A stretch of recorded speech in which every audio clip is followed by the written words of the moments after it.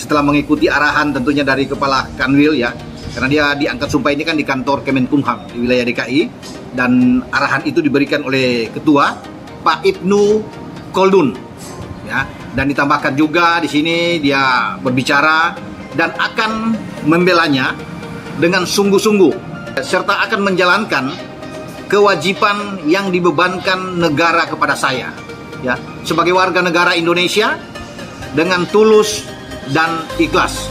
Luar biasa.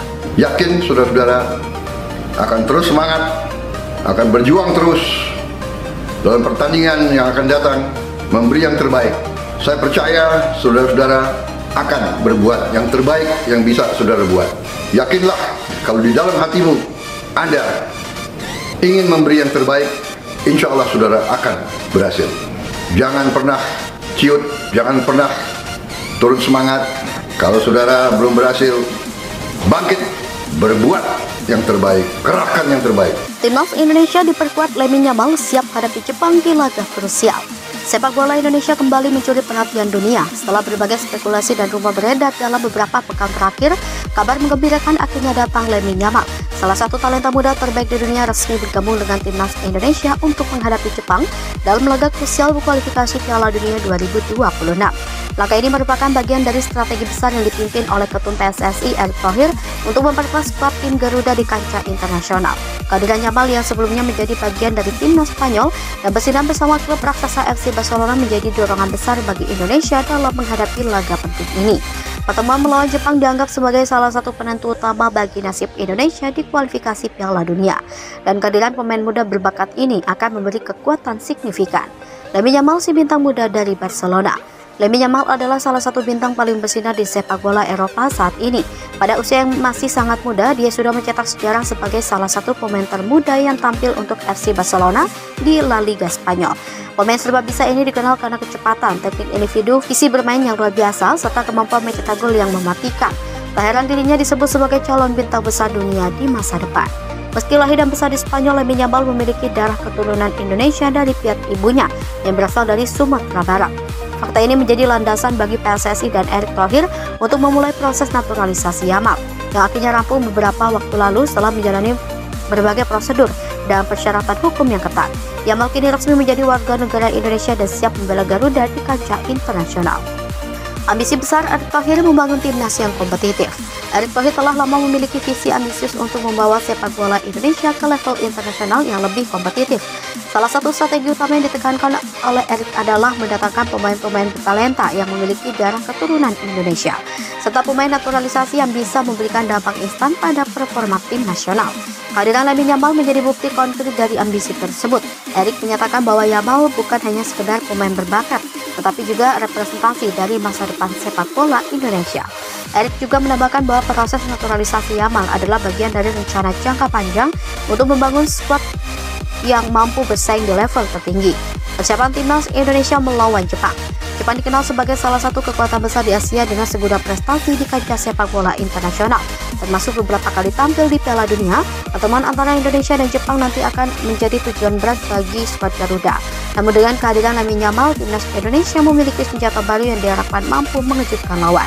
Pelatih timnas Indonesia Sintayong menyambut kehadiran Yamal dengan tangan terbuka. Sin mengakui bahwa Yamal memiliki kemampuan luar biasa yang bisa memberikan dimensi baru dalam taktik dan strategi permainan tim. Sintayong juga mengungkapkan bahwa Yamal telah menunjukkan adaptasi yang cepat dalam latihan bersama skuad Garuda. Meski baru bergabung, pemain muda ini sudah mampu berkomunikasi dengan baik dengan rekan-rekan timnya dan memahami instruksi taktik yang diberikan pelatih. Sin percaya kehadiran Yamal akan memberi kejutan besar bagi Jepang. Jepang lawan tangguh yang harus diwaspadai. Jepang tidak bisa dianggap remeh. Tim yang dijuluki Samurai Biru ini dikenal memiliki disiplin tinggi, organisasi permainan yang solid, serta kualitas individu yang mumpuni. Banyak pemain Jepang yang bermain di klub-klub top Eropa seperti Takefusa Kubo di Real Sociedad dan Kaoru Mitoma di Black and Half Albion. Jepang memiliki reputasi sebagai tim yang selalu tampil konsisten di kancah Asia, dan mereka sudah beberapa kali tampil di Piala Dunia. Mereka memiliki taktik permainan yang cepat dan presisi, serta para pemain yang mampu beradaptasi dengan berbagai situasi di lapangan. Namun kehadiran Lamine Yamal di timnas Indonesia bisa memberikan faktor kejutan yang tak terduga. Jepang mungkin akan mewaspadai Yamal mengingat rekam jejaknya di Barcelona dan timnas Spanyol. Mereka tahu bahwa satu kesalahan kecil bisa dimanfaatkan oleh pemain berbakat seperti Yamal. Strategi Indonesia memaksimalkan potensi serangan. Dalam menghadapi Jepang, timnas Indonesia diharapkan akan mengadopsi strategi permainan yang lebih menyerang, memanfaatkan kecepatan dan kreativitas pemain-pemain seperti Lamine Yamal. Di sisi lain, Indonesia juga harus berhati-hati dalam menghadapi serangan balik cepat dari Jepang yang dikenal sangat efektif dan dalam transisi permainan. Yamal kemungkinan besar akan ditempatkan di sayap kanan, posisi favoritnya di mana ia bisa memanfaatkan kecepatannya untuk menusuk pertahanan lawan. Sintayong juga bisa memanfaatkan Yamal sebagai penyerang kedua bergantian dengan pemain-pemain depan lain seperti Dendi Sulistiawan atau Rafael Struijk yang telah menunjukkan performa impresif di beberapa laga sebelumnya. Indonesia juga mengandalkan duet lini tengah Evan Dimas dan Mark Klok yang diharapkan bisa mengatur alur permainan dan mendukung serangan dari lini kedua.